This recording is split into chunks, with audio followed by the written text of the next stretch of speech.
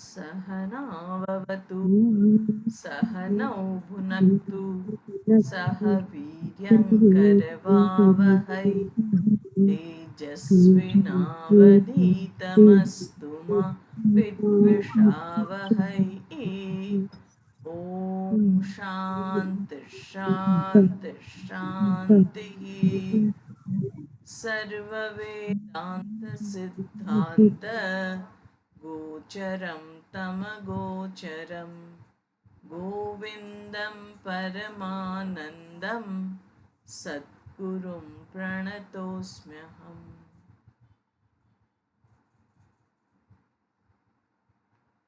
આપણે જોઈ રહ્યા હતા કે આત્મા અસંગ છે,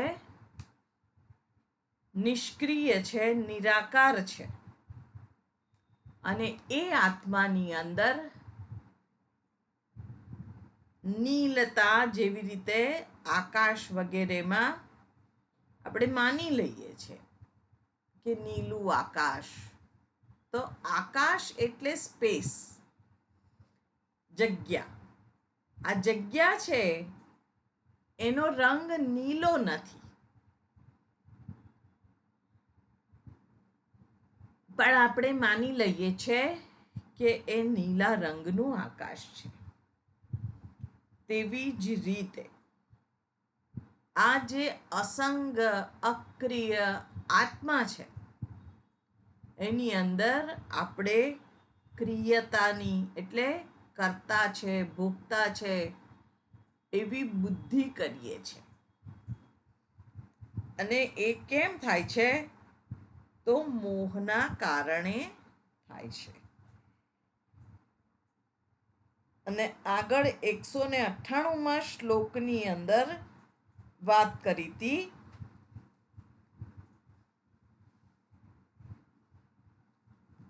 સ્વસ્ય દ્રષ્ટુર્નિર્ગુણસ્ય અક્રિયસ્ય. એક મિનિટ, આનો રાગ જરાક જોવો પડશે. સ્વસ્ય દ્રષ્ટુર્નિર્ગુણસ્ય અક્રિયસ્ય પ્રત્યક બોધાનંદ રૂપસ્ય બુદ્ધેઃ ભ્રાંત્યા પ્રાપ્તો જીવ ભાવો ન સત્યઃ મોહાપાયે નાસ્ત્ય વસ્તુ સ્વભાવાત. એટલે કે છે સ્વસ્ય પોતાના, દ્રષ્ટુઃ નિર્ગુણસ્ય અક્રિયસ્ય પ્રત્યક બોધાનંદ રૂપસ્ય બુદ્ધેઃ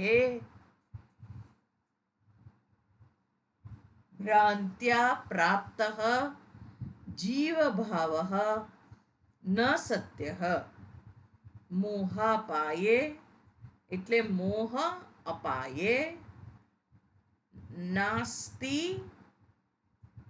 અવસ્તુ સ્વભાવાત.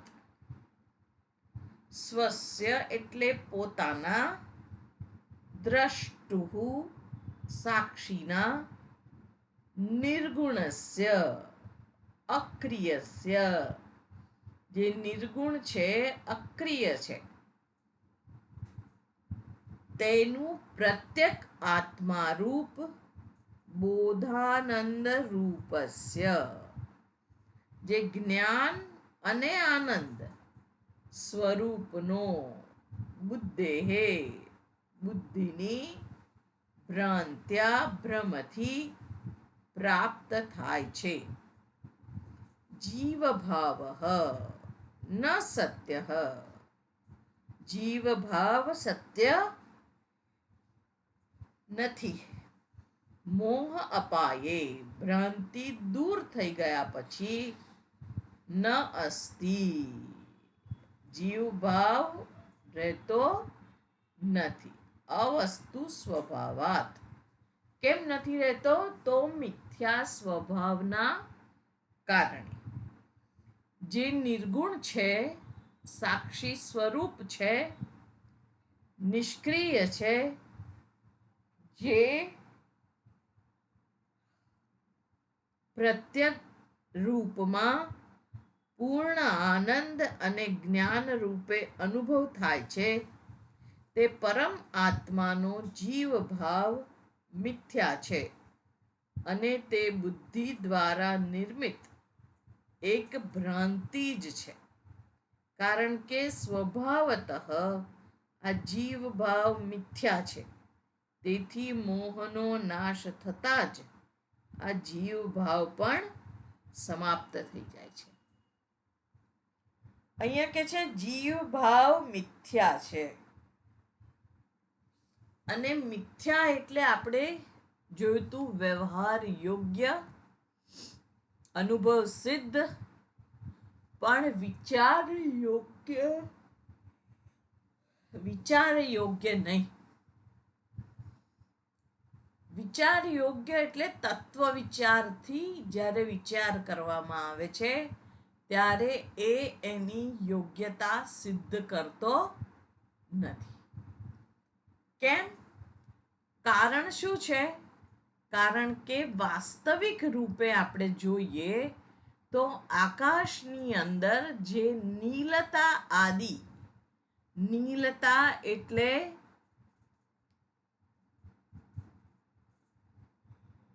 એનો જે નીલો કલર છે એ બધું જ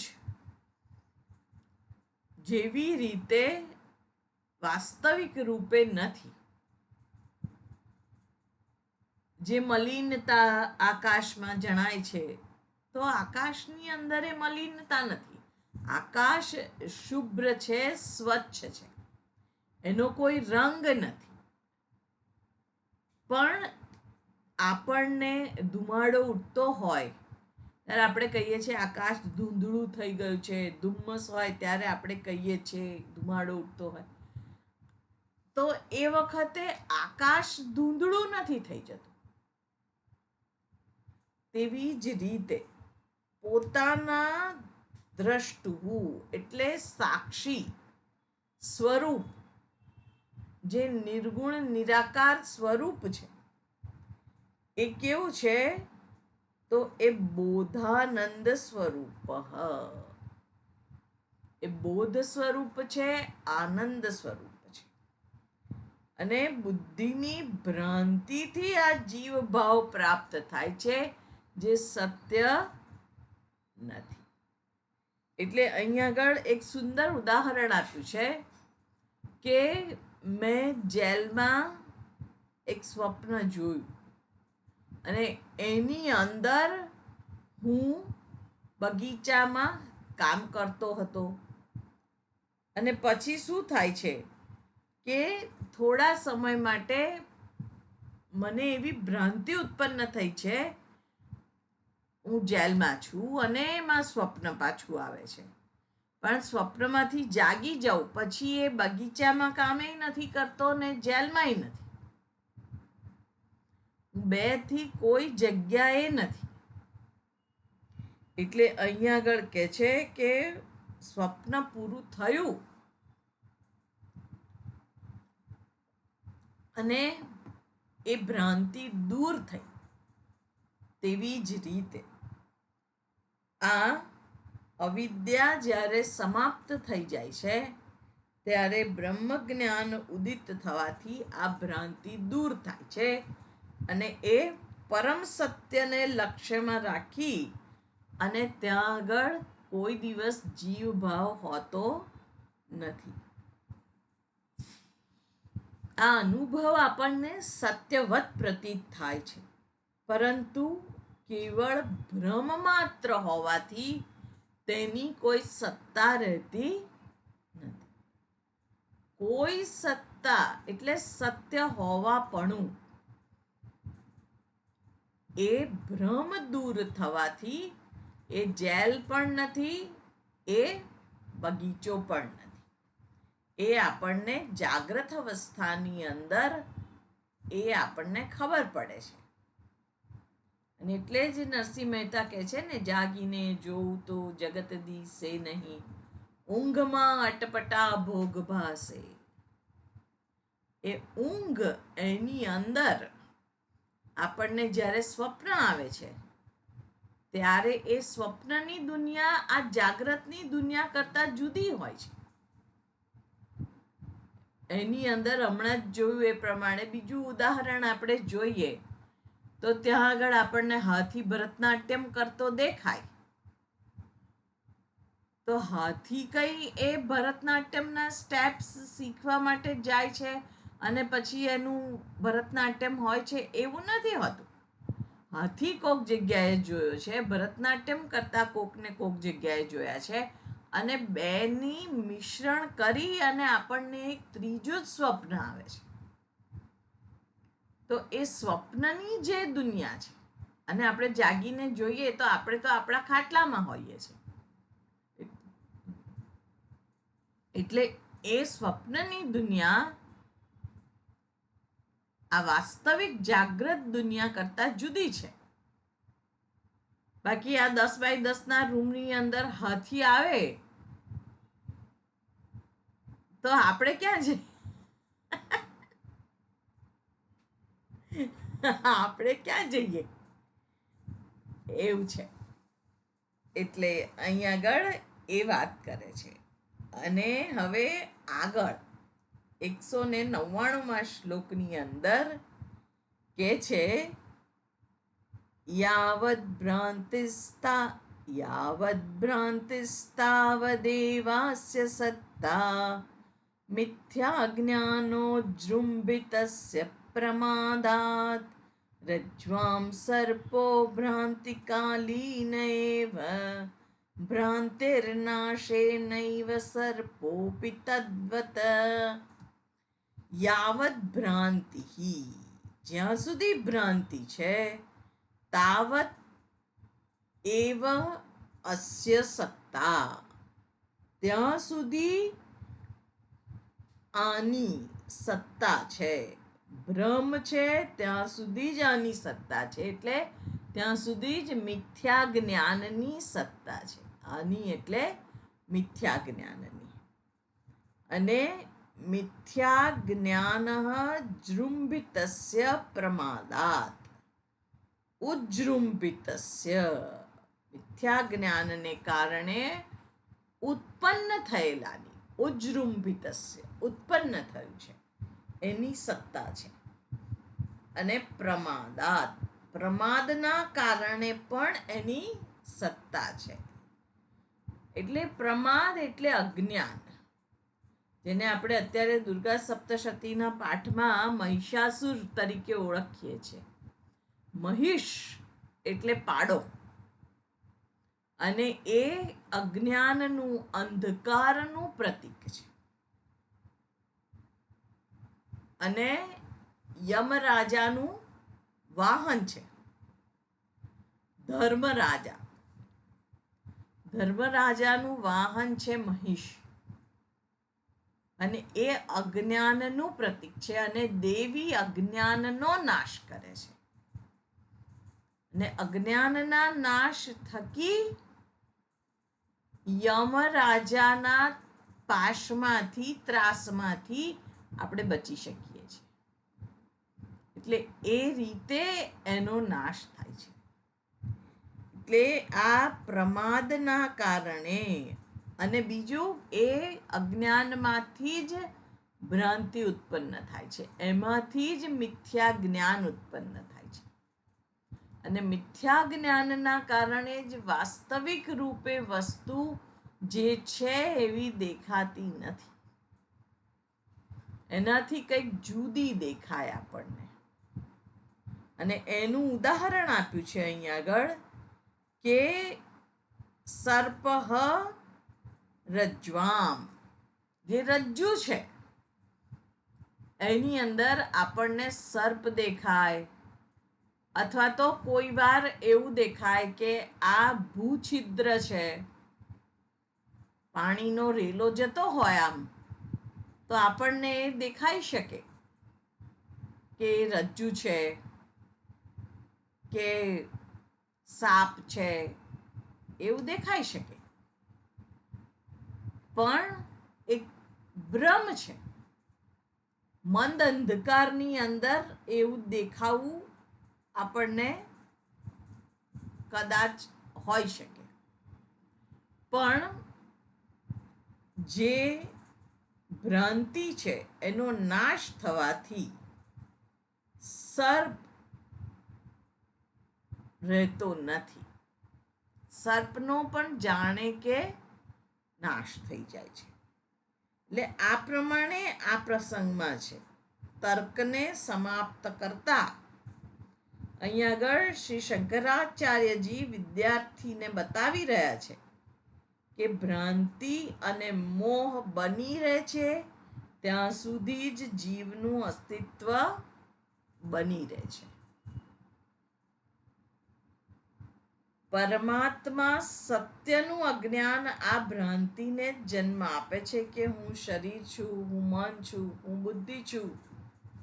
એવું આ શરીરને જ્યારે જન્મ આપે છે ત્યારે આ હું છું એવું આપણને સ્પષ્ટ જ્ઞાન થાય છે.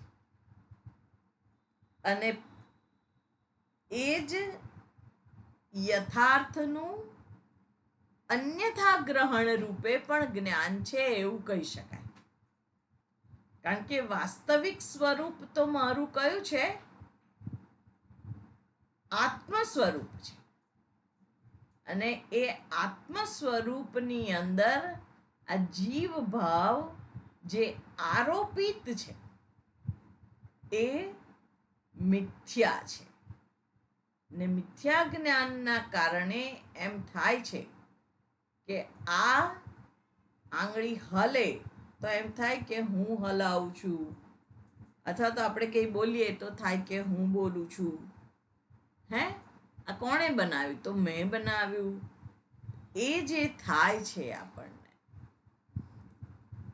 એ યથાર્થનું અન્યથા ગ્રહણ થાય છે. વાસ્તવિક વસ્તુ શું છે? પરમાત્મ તત્વ છે. પણ એને આપણે શું માનીએ છીએ? આ જીવ છે. એ જીવ જ્યારે આપણે એને માનીએ છીએ ત્યારે એનું અન્યથા ગ્રહણ થાય છે. એટલે અહીંયા આગળ વિષય વસ્તુ જગતના સંદર્ભમાં આ ધારણા ઉઠે છે કે હું કરતા છું. મન બુદ્ધિના આધારે પછી હું ભોગતા છું. હે, અને આ ધારણા જ્યાં સુધી ઉઠે છે ત્યાં સુધી જીવ ભાવ બની રહે છે. ભ્રમના કારણે જ તે ઉત્પન્ન થાય છે અને જ્યાં સુધી ભ્રમ છે ત્યાં સુધી બની રહે છે. એટલે રજ્જુનું સ્વરૂપ જ્યાં સુધી સમજવામાં ના આવે અને રજ્જુના જ્ઞાનનો સાક્ષાત્કાર ના થાય ત્યાં સુધી ભ્રમ રહે છે અને સર્પ દ્રષ્ટિ બની રહે છે. સર્પ છે અને પૂર્ણ પ્રકાશની અંદર એ શક્યતા નથી. મંદ અંધકારની અંદર આપણને એવું લાગે છે કે આ સર્પ છે.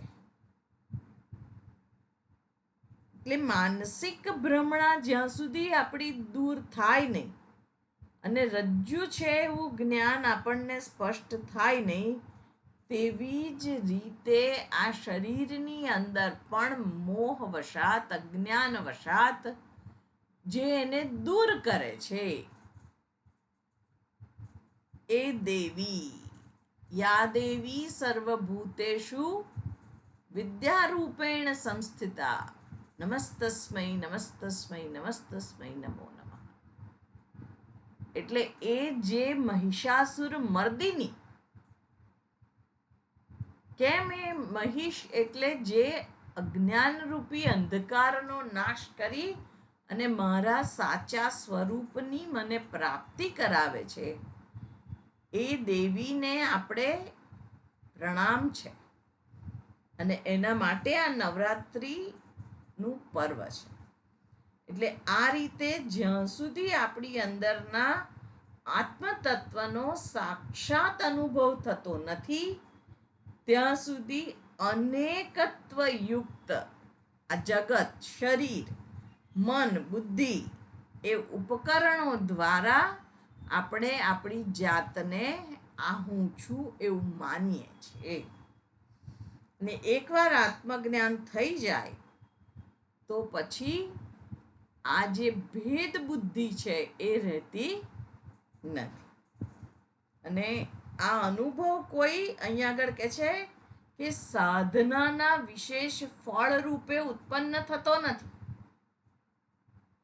બધી જ સાધના સાધકને આ શરીર મન બુદ્ધિમાં આસક્તિ માટે પ્રેરિત કરનાર છે.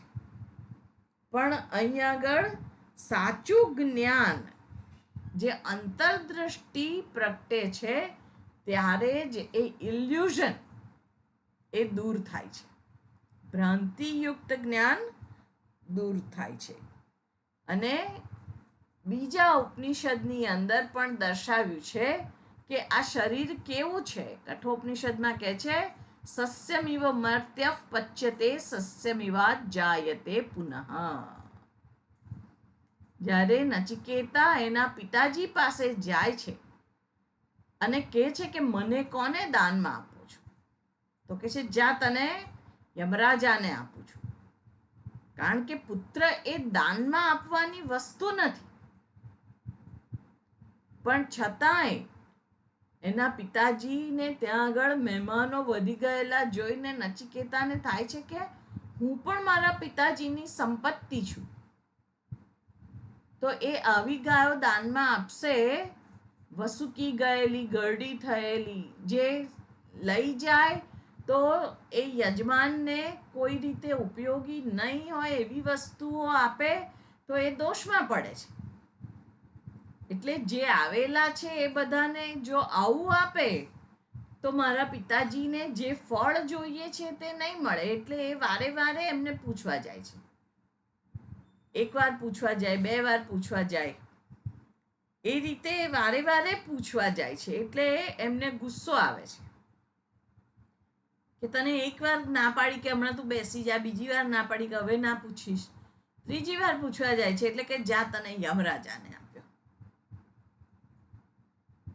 અને ગુસ્સામાં બોલાઈ ગયું કે તને યમરાજાને આપ્યો. હવે નચિકેતા કે છે તમે કહ્યું એ પ્રમાણે મને યમરાજા પાસે મોકલી દો, જવાની આજ્ઞા આપો. અને એના પિતાજી એને ના પાડે છે કે મારાથી ગુસ્સામાં બોલાઈ ગયું હતું. ત્યારે એ કહે છે કે આ ચોમાસામાં ઉગી આવતા ઘાસની જેમ આ જીવન એવું છે, ક્ષણ માત્ર માટેનું છે. અને આપણે જોઈએ તો આપણી આ જીવ યાત્રા અનંત કાળથી ચાલુ થઈ છે. તો વચ્ચે આ જન્મનો જે 100 વર્ષનો કે 80 વર્ષનો કે 90 વર્ષનો ગાળો છે એ કેટલો છે? અનંતની અંદર તો અલ્પ સમય જ કહેવાય. તો એ અલ્પ સમય માટેનો આ જે ગાળો છે આપણો, એ કેવો છે?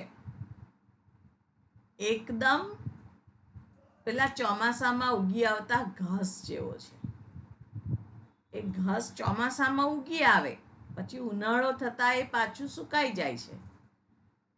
એવી રીતે આ જીવનનું છે. સસ્યમિવ મર્ત્ય પચ્યતે સસ્યમિવા જાયતે પુનઃ. આ જાયતે ફરીથી એ ઉગી આવે છે. તેવી જ રીતે આ અનંતનો અનુભવ જે છે તે કેવો છે? આટલો જન્મ એ અલ્પકાળ છે. અને બીજી જગ્યાએ ઉદાહરણ આપ્યું છે વીજળી સમાન છે. વીજળીનો ચમકારો કેટલી વાર માટે થાય? 1 સેકન્ડ માટે થઈને પછી એ ચાલ્યો જાય છે. તેવી જ રીતે આ જીવન જે છે એ થોડા સમય માટે જ છે. અને એ જીવનની અંદર સાધના જે છે એ આ બધી જ આપણને આ જે દ્રષ્ટિ છે એમાંથી આ ઇલ્યુઝન વાળી દ્રષ્ટિ, ભ્રમયુક્ત દ્રષ્ટિ છે એમાંથી ઉપર ઉઠાવવા માટેની છે. અને અહીંયા આગળ કે છે બૌદ્ધ સાહિત્યમાં એને પ્રજ્ઞાન એટલે ક્ષણિક ચૈતન્ય કહ્યું છે. જે બુદ્ધિની અંદર મનમાં જે વૃત્તિઓ ઉઠે છે એ કેવી છે? ક્ષણવાર માત્રની છે, ક્ષણવાર માત્રની છે. એ ક્ષણિક ક્ષણિક ક્ષણિક એટલે બૌદ્ધો કે છે સર્વમ ક્ષણિકમ. આ જગત કેવું છે? ક્ષણિક છે.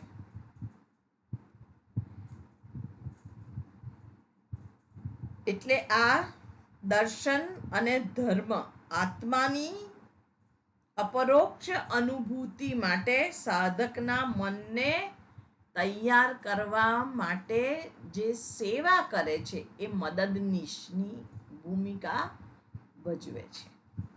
એટલે આ અનંત આત્માની અનુભૂતિ ન ધર્મની મદદથી થાય છે ન દર્શનની મદદથી. તીર્થયાત્રા કરીએ, યજ્ઞ યાગાદિ કરીએ, હવન જપ વગેરે આપણે જે કરીએ તો એ અનંત બ્રહ્મની અનુભૂતિ કોઈની ઉપર નિર્ભર થતી નથી. આ પરોક્ષ અનુભવ નથી કે જે કોઈ સાધનના માધ્યમથી પ્રાપ્ત થાય. જેવી રીતે ચક્ષુરેન્દ્રિય એ સાધન છે આપણી સામેના દ્રશ્ય જગતને પ્રગટ કરવા માટે. તો એ પ્રગટ કરવા માટેનું આ સાધન છે અને એનાથી આ બધું જ દ્રશ્ય જગત પ્રગટ થાય છે. તેવી રીતે આ સાધના છે કે ઈશ્વર દર્શન છે, યજ્ઞ યાગાદિ, જપ, મંત્ર વગેરે એ આત્માના દર્શન માટેનું સાધન નથી. કારણ શું છે? કારણ કે આત્મા આ રૂપે દર્શાવી શકાતો નથી. કોઈક રીતે એને આપણે આ શાસ્ત્રના અધ્યયનથી, શ્રવણ મનનથી, નિધિધ્યાસનથી એને જાણી શકાય છે. પણ આત્માનું દર્શન જેવી રીતે આ કાર્ડનું દર્શન થાય છે એવી રીતે આ આત્મા છે એવું દર્શન નથી થતું.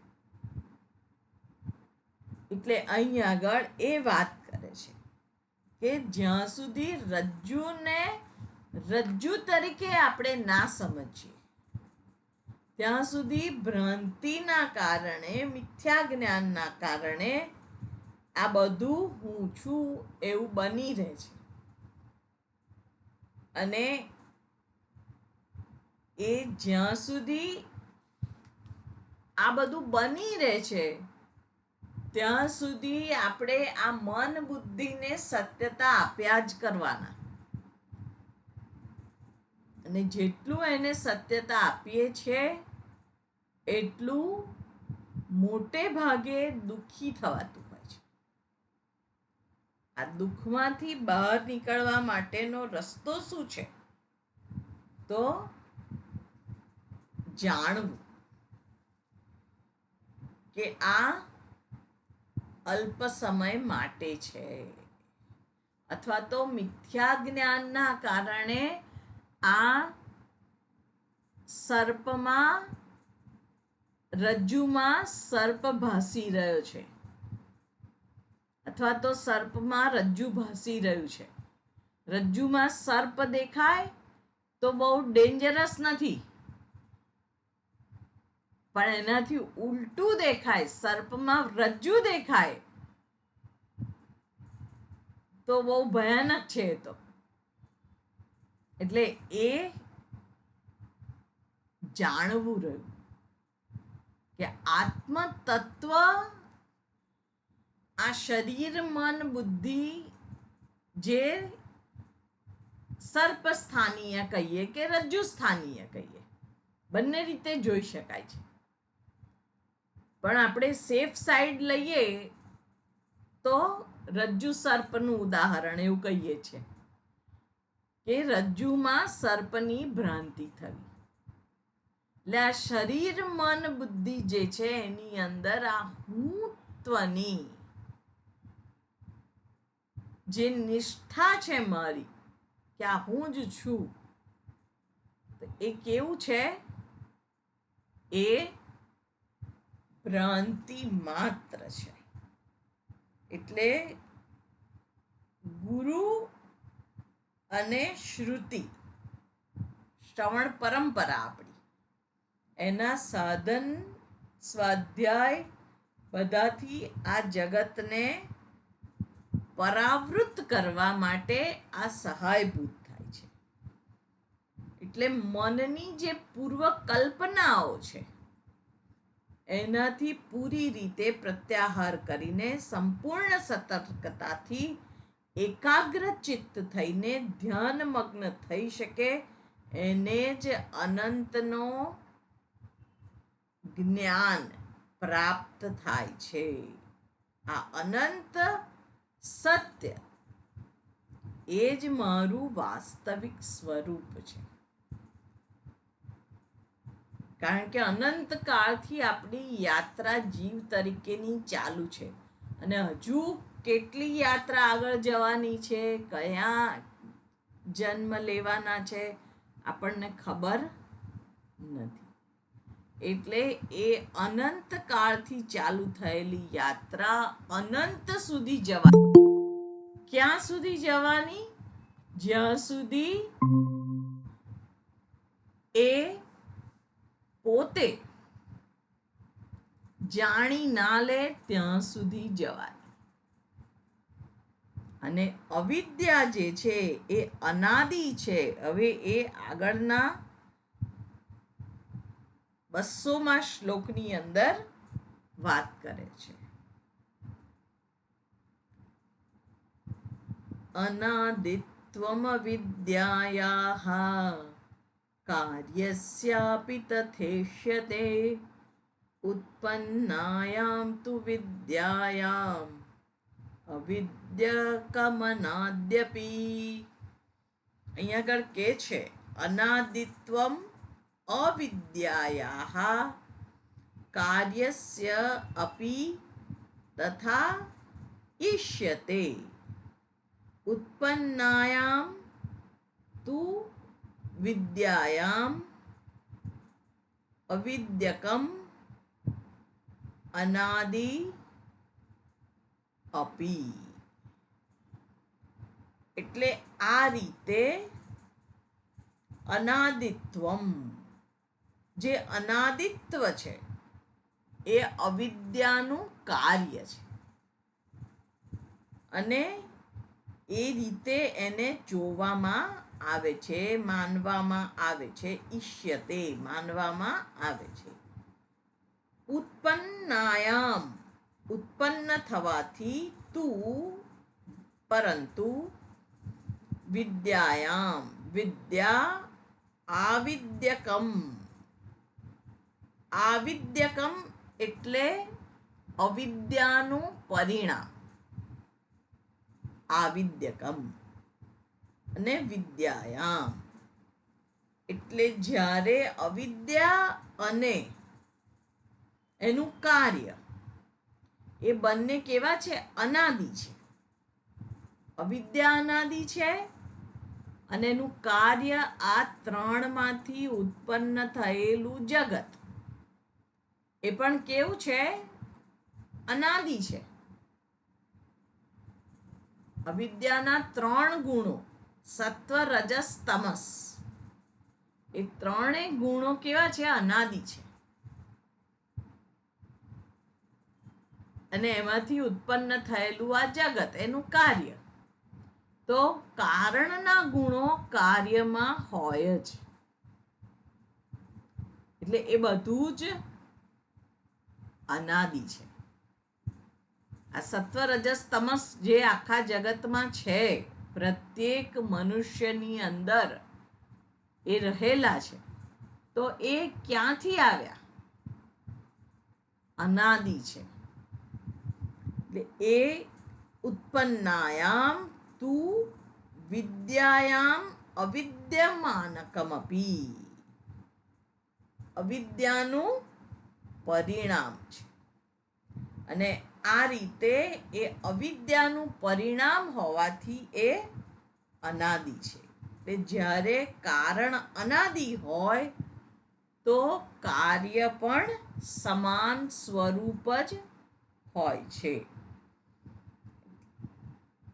એ પણ અનાદિ છે. ને સૌ પ્રથમ આ બંને જે અનાદિ છે એ શું થાય છે તો આગળના શ્લોકની અંદર કે છે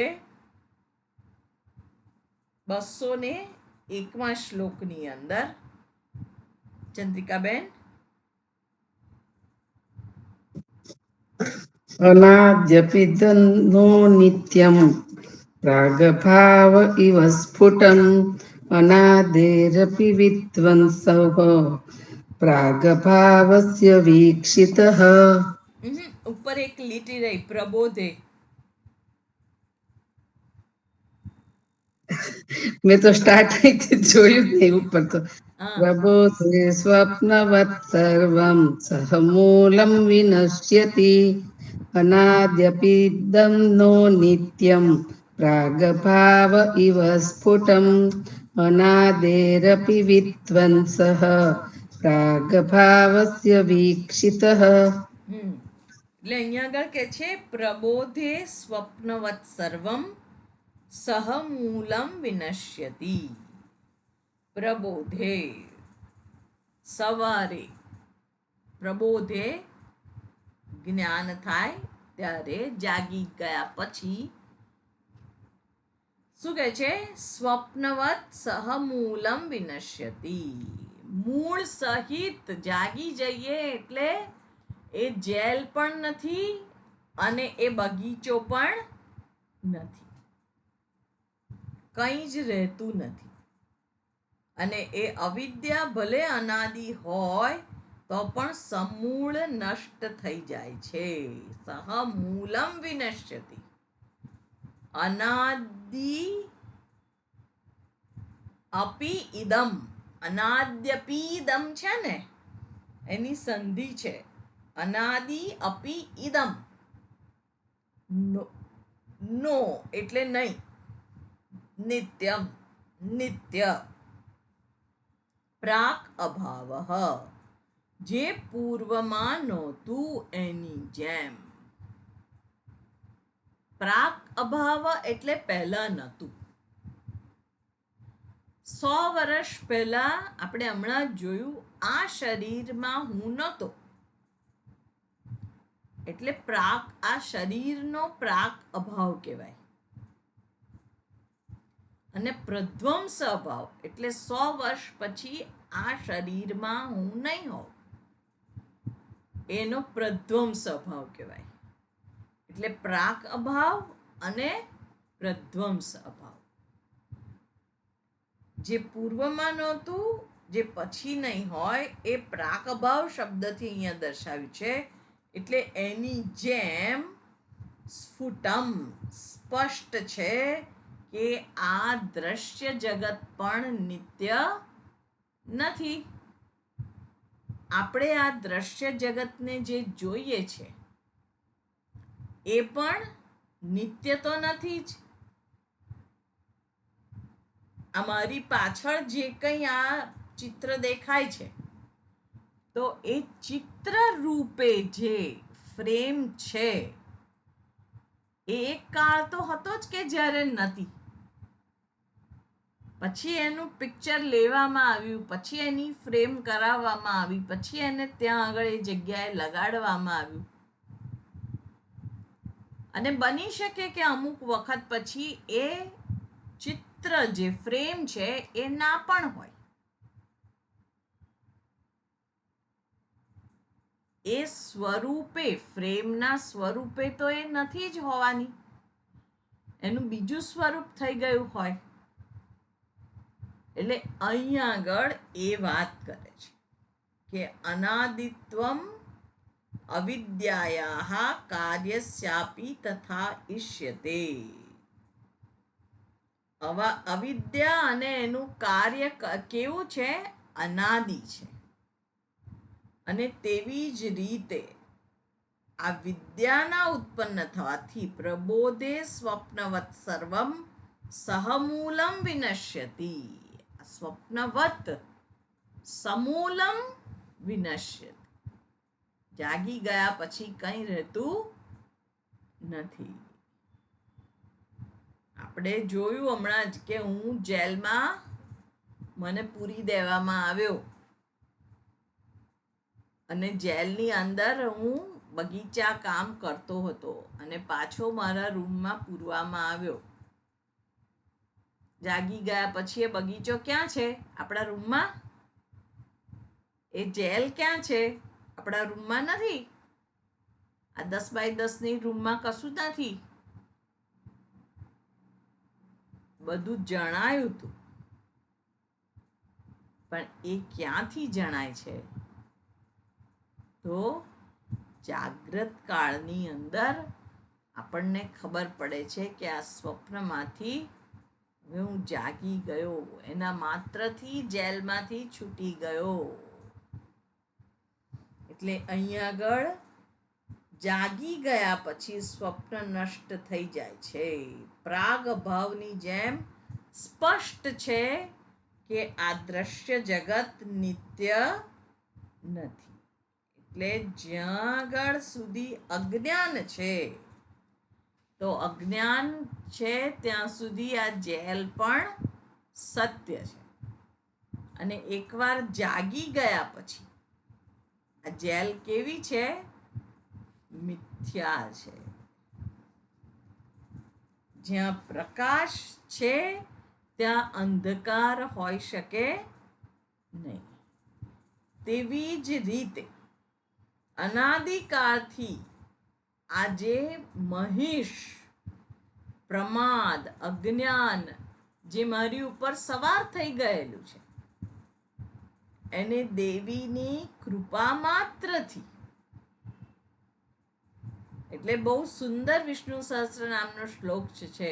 કટાક્ષ કિરણા ચાંત નમન મોહાબ્ધયે નમઃ. કટાક્ષ કિરણા ચાંત, આ ચાંત બધું જ એણે, જે આ સંસાર સમુદ્ર છે એ એણે શોષી લીધો છે. અને ક્યાંથી? કટાક્ષ, આ દ્રષ્ટિ, આ જે છે એને અક્ષનો અંતિમ ભાગ, ત્યાં એને કટાક્ષ કહેવામાં આવે. જરીક સરખો એની દ્રષ્ટિ માત્ર જ્યારે આપણી ઉપર પડે છે ત્યારે અજ્ઞાન રૂપી જે મહિષ છે એનું દૂર થઈ જાય છે. એ જ્ઞાન મારી અંદર પ્રકાશિત થાય છે.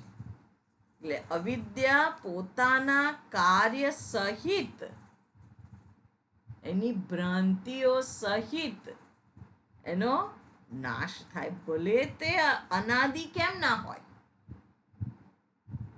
કોઈ એક ગુફાની અંદર હજારો વર્ષ જૂનું અંધારું હોય, પણ એક દીવો પ્રગટાવવાથી એ અંધકાર તુરંત દૂર થઈ જાય છે.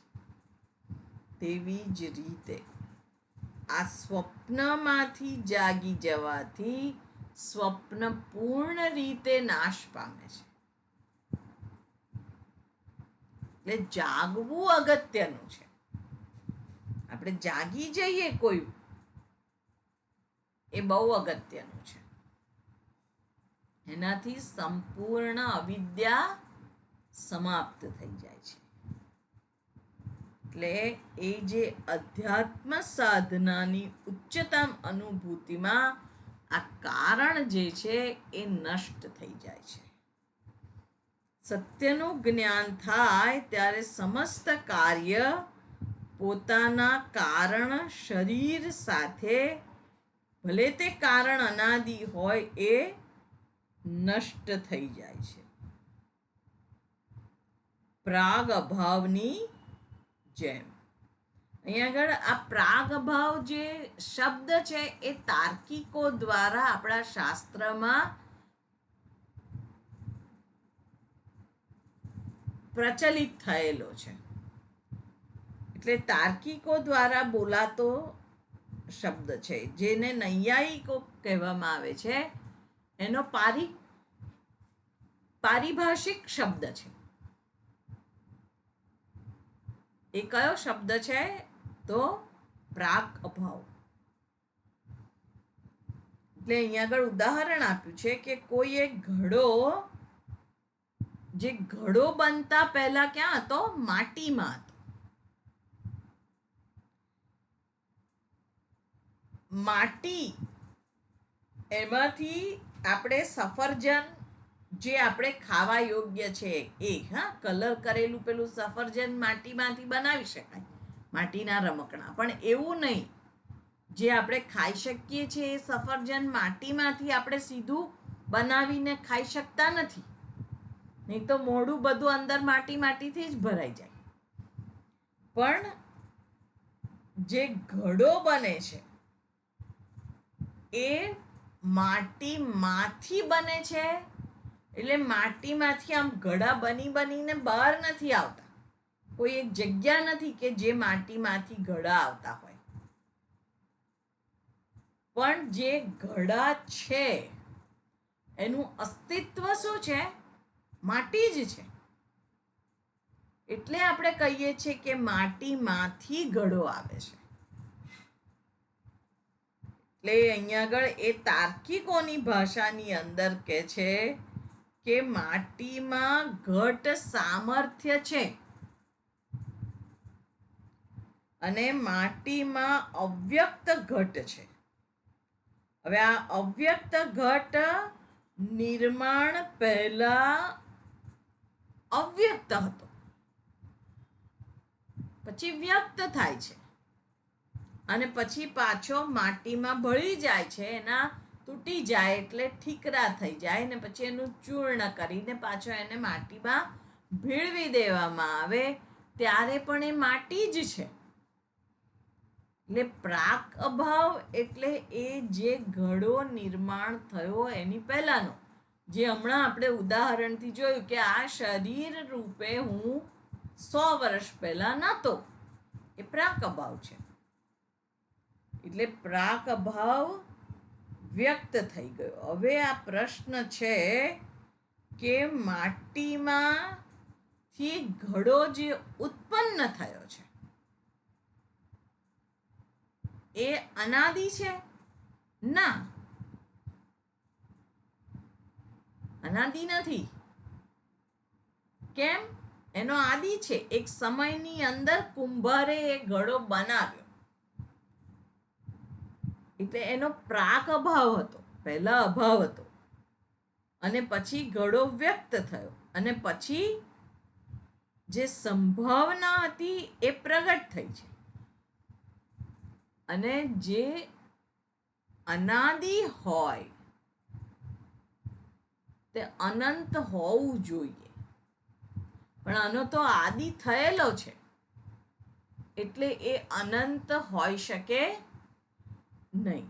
પણ માટી સ્થાનીય આત્મા, જે ચૈતન્ય સ્વરૂપ છે, એ કેવું છે? એ અનાદિ છે. એટલે આ બધા સ્વરૂપો રૂપે એ પ્રગટ થયું છે,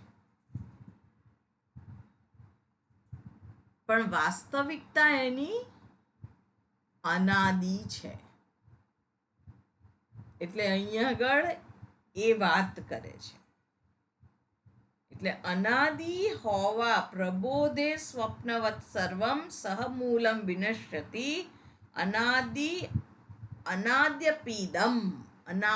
અપીદમ નો નિત્યમ પ્રાગભાવ ઇવ સ્ફુટમ અનાદેહે અપી વિદ્વંસઃ પ્રાગભાવસ્ય વીક્ષિતઃ. અજીવ અનાદિ હોવા છતાં પણ પ્રાગભાવના સમાન નિત્ય નથી, કારણ કે પ્રાગભાવ એનો ધ્વંસ, જે પહેલા નથી પછી છે એનો પછી નથી, પ્રધ્વંસ થવાનો જ છે. અને આગળ હવે વાત કરે છે ચંદ્રિકાબેન. આમાં વચ્ચે ટ્રાન્સલેટર હતો એટલે મને એમ કે આ છેલ્લી ના, લાઈન પણ એટલે એની એવી છે. રીતનું જ છે. આ 2 શ્લોક સાથે જ લેવાના છે, વાંધો નહીં. અનાદેરપી અનાદેરપી વિદ્વંસઃ પ્રાગભાવસ્ય વીક્ષિતઃ યદ્બુદ્ધ્યુપાધિ સંબંધાત પરિકલ્પિતમાત્મનિ. હા, એટલે વાત અહીંયા આગળ આ બધા જ શ્લોકની અંદર એ જ કરી છે કે જે જીવ ભાવ છે, યદ બુદ્ધિ ઉપાધિ સંબંધ તત પરિકલ્પિતમ આત્મની, જે બુદ્ધિની ઉપાધિ સાથેનો જે સંબંધ છે એ કેવો છે? પરિકલ્પિત છે, સત્ય નથી. બુદ્ધિની અંદર આપણે કોઈ નિર્ણય લઈએ કે મનમાં કોઈ વિચાર આવે, એ હંમેશના માટે રહેતો નથી. કોઈક વ્યક્તિ વિશે આપણને કોઈક વિચાર આવે તો આપણું મંતવ્ય બદલાય છે. કોઈ વસ્તુ વિશે વિચાર આવે તો આપણે શું કહીએ કે જીરું તો બહુ સારું, અથવા તો ગોળ બહુ સારો. કોકને ગરમ પડે તો એવું થઈ શકે, એની શક્યતા છે. એટલે બધા જ વિશેના નિર્ણય બદલાતા રહે છે. પહેલા કે છે ડાયાબિટીસ ડાયાબિટીસ, અને પછી શું કે છે ડાયાબિટીસની ઉપર તો રિસર્ચ કર્યું, ડાયાબિટીસ જેવો કોઈ રોગ જ નથી. વચ્ચે એવું આખો લેખ આવ્યો હતો કે ડાયાબિટીસ જેવો કોઈ રોગ જ નથી. આ તો બધાએ ખાલી એમ જ પૈસા કમાવા માટે બધું આ બધા ઊભા કરી દીધેલા છે. હવે અમુક લોકોને એના કારણે કિડની ફેલ થાય છે, ડાયાલિસિસ કરાવવું પડે છે, તો એ બધું કેવી રીતે હોઈ શકે? અત્યાર સુધી હવે D3 કે B12 આપણને ખબર જ નથી ને, હવે D3 ની ડેફિશિયન્સી ને B12 ની ડેફિશિયન્સી એ બધી જે નીકળે છે તો આપણને ખબર નથી. તો આ કલ્પિત છે કે વાસ્તવિક છે, આપણને ખબર પડતી નથી. એટલે યદ બુદ્ધિ ઉપાધિ સંબંધ, બુદ્ધિની ઉપાધિના કારણે જ આત્મામાં બધી કલ્પના જાણે કે થઈ રહી છે. હવે આપણને એવું લાગે કે આ કલ્પના ક્યાં છે? આ તો વાસ્તવિકતા છે, આ તો મારું જીવન છે, આ તો મારો અનુભવ છે. પણ સત્યની નિષ્ઠા એટલે શું છે એ જાણવું કે અનુભવ માત્ર છે, એ સીમિત છે, આવવાને જવાના સ્વભાવ વાળો છે, સમયથી બદ્ધ છે. પણ વાસ્તવિકતા શું છે?